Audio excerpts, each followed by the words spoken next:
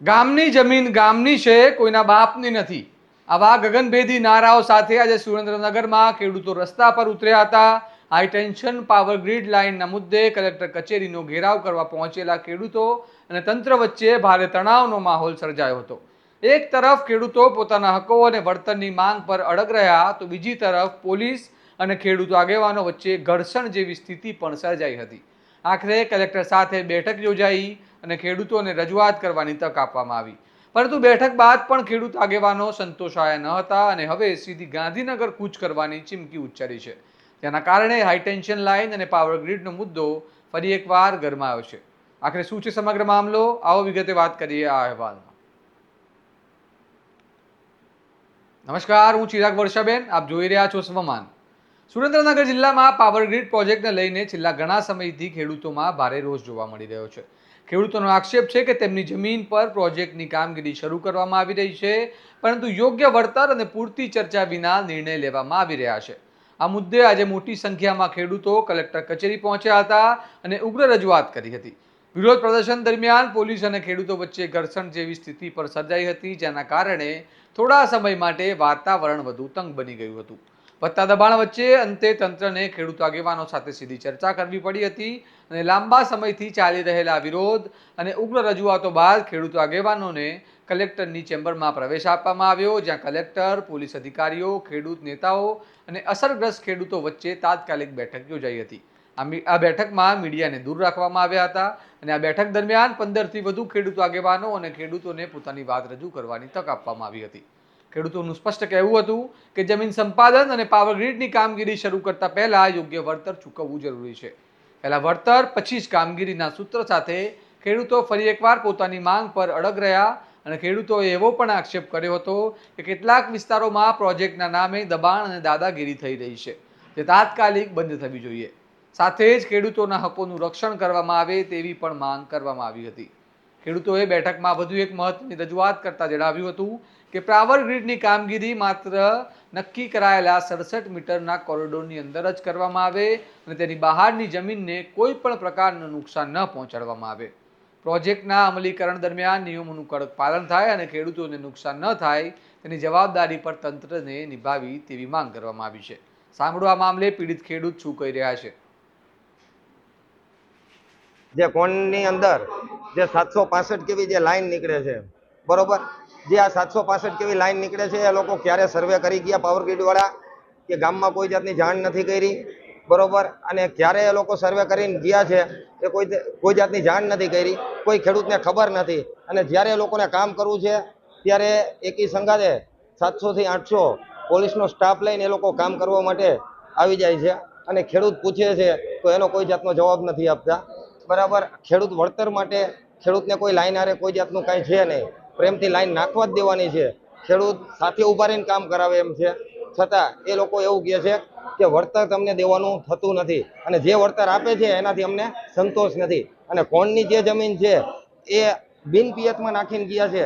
તો ભાઈ, જે પેલા ન્યૂઝમાં આવતું હતું કે ગુજરાતમાં ફર્સ્ટ નંબરનું સુરેન્દ્રનગર જિલ્લાનો ધાંગધ્રા તાલુકાનું જે કોંઢ ગામ છે, ગુજરાતમાં ફર્સ્ટ નંબરનું ઉત્પાદન ધરાવતું ખેતીમાં કોણનું નામ છે, તો બિનપિયતમાં કેવી રીતે ગયું, બરોબર, એ લોકો બિનપિયતમાં નાખીને ગયા છે. તો અમે આનાથી સંતોષ નથી, એટલે અમે કલેક્ટર, અમારી 29 પોલ આવે છે અમારે કોણની જમીનમાં, એટલે ઓછામાં ઓછી અમારી 300 થી 350 જમીન અમારી અંદર જાય છે, 350 ખેડૂતની જમીન, બરાબર. એટલે આનાથી અમારે સંતોષ નથી, એટલે અમે કલેક્ટર કચેરીએ સુરેન્દ્રનગર આવ્યા છીએ અને કદાચ અહીંયાથી કોઈ જાતનું નિવારણ નહીં આવે તો અમે અહીંયાથી આગળ ગાંધીનગર ઉગ્ર આંદોલનની તૈયારીમાં છીએ અને ગાંધીનગર કદાચ નહીં પતે તો અમે દિલ્હી સુધી પણ જવા તૈયાર છીએ.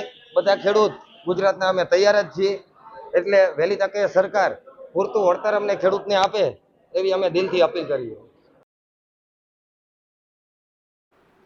સમગ્ર મામલે ખેડૂત આગેવાન પાલ આંબલિયાની સાથે કરશન ભાદરકા અને ગીતાબેન પટેલ દ્વારા સુરેન્દ્રનગર કલેક્ટરને લેખિત રજૂઆત પણ સોંપવામાં આવી હતી. સાથે જ વિરોધ પ્રદર્શન દરમિયાન પોલીસ અને ખેડૂતો વચ્ચે વારંવાર સર્જાતા ઘર્ષણનો મુદ્દો પણ ઉઠાવવામાં આવ્યો હતો. ખેડૂતોનું કહેવું છે કે પ્રશ્નોનું નિરાકરણ સંવાદ અને ચર્ચાના માધ્યમથી લાવવામાં આવે, અથડામણ અને કડક પોલીસ કાર્યવાહી દ્વારા નહીં.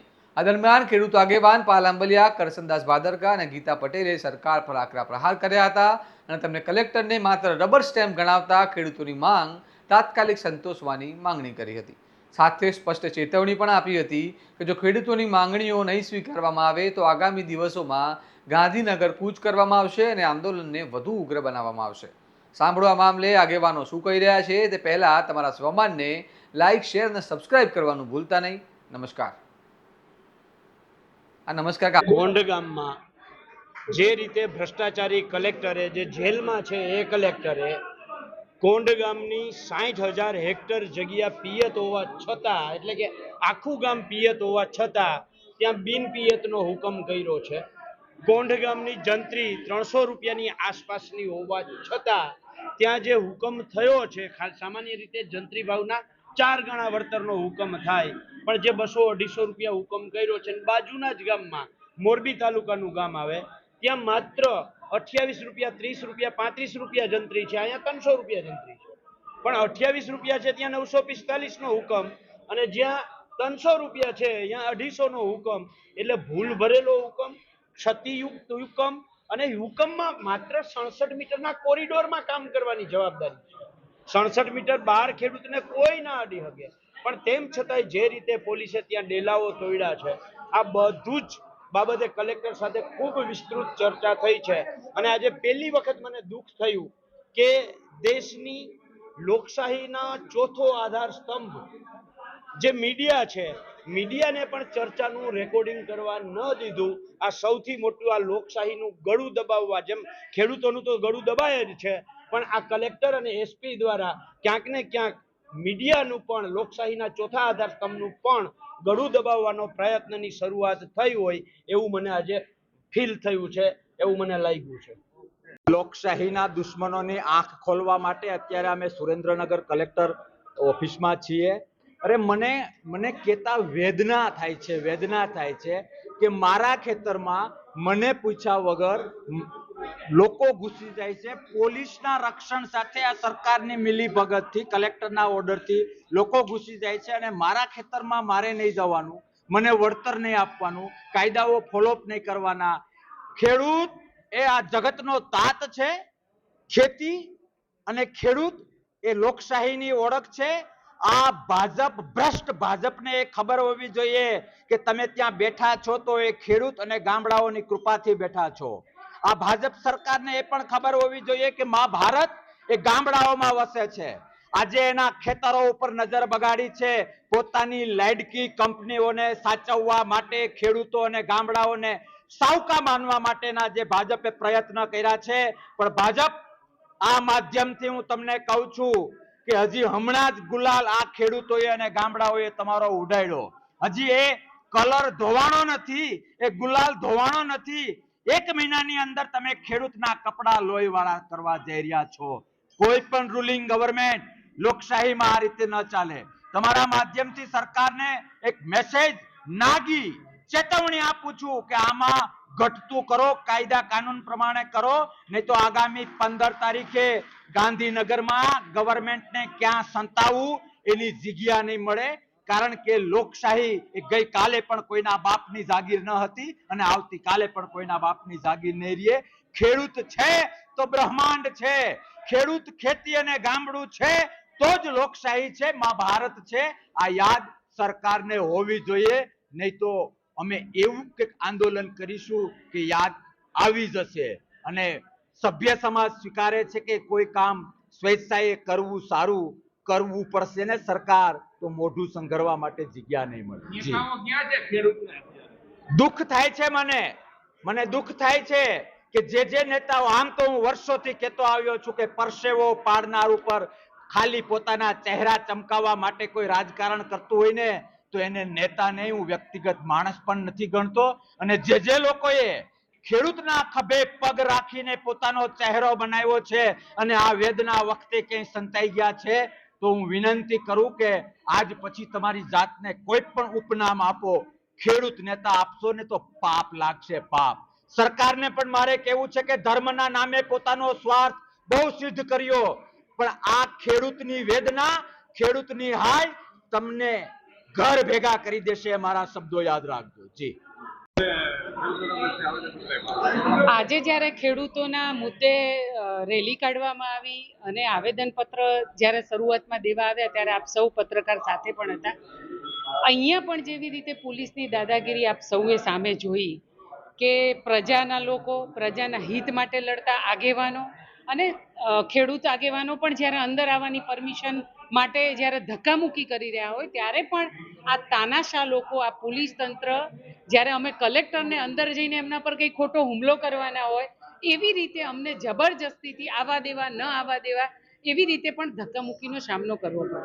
સાથે સાથે મારે આપના માધ્યમથી સરકારને એક માહિતી આપવા માંગુ છું, ખાસ કરીને કે જે કોંડ ગામનો પ્રશ્ન છે એ પ્રશ્ન કરતા દરેક જ્યારે કચ્છથી લઈને બધા જ ખેડૂતોની વગર પરમિશને જ્યારે આ ઇલેક્શન હતું ત્યારે આ ધાંગધ્રા વિધાનસભાની અંદર મેં પહેલાં જ કહી દીધું હતું કે જ્યારે આ ચૂંટણી ઇલેક્શન પૂરું થશે એટલે તમારા જ ખેતરની અંદર તમારી પરમિશન હોય કે ના હોય, તમને વળતર મળે કે નહીં મળે, પણ તમારા ખેતરમાં જબરજસ્તી આ પોલીસના પ્રોટેક્શન સાથે આ લોકો તમારા ખેતરમાં થાંભલા નાખવા આવશે.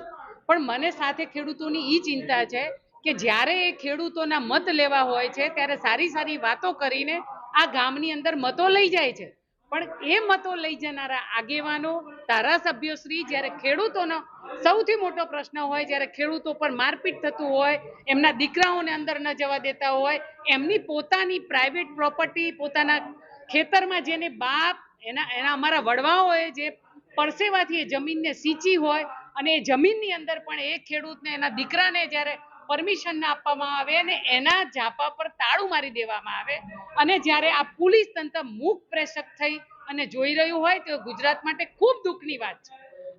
આ ગુજરાતની અંદર મને હવે નથી લાગતું કોઈ ખેડૂત બચવાનો છે. આજે કોઈ ખેડૂત ઈચ્છતો નથી કે મારો દીકરો ખેતી કરે. આ સરકાર એટલી હદે તાનાશાહી આ ખેડૂત પર વરસાવી રહી છે અને જે પોતાના હક માટે લડે છે, જે ખેડૂત પોતાના ખેતરમાં જાય છે એને તમે પકડી અને પોલીસ સ્ટેશન લઈ જાઓ છો. એને 10-10 વાગ્યા સુધી તમે કયા કાયદાના રૂએ એને પોલીસ સ્ટેશનમાં બેસાડી રાખો છો? કલેક્ટર તો મને પોતાને એવું લાગે છે કે એક રબર સ્ટેમ્પ છે. કલેક્ટર સાથે બહુ ચર્ચા થઈ, બહુ ડિસ્કસ કરવામાં આવી, પણ એક પણ શબ્દ એમને ઉચ્ચાર્યો નથી. એટલે મને એવું લાગે છે કે એક રબર સ્ટેમ્પ તરીકે આ સુરેન્દ્રનગર જિલ્લાની અંદર એ કામ કરી રહ્યા છે. જ્યારે ખેડૂત પર દમન થતું હોય, જ્યારે કલેક્ટર પ્રજાના પૈસા ઓફિસમાં બેસતો હોય, પ્રજાના પૈસાથી પગાર લેતા હોય, ત્યારે પ્રજા જ્યારે પોલીસ સ્ટેશનમાં હેરાન પરેશાન થતી હોય ત્યારે મુખ પ્રેષક બનીને બેસતા હોય, આવા કલેક્ટરે રબર સ્ટેમ્પ જ હોય છે.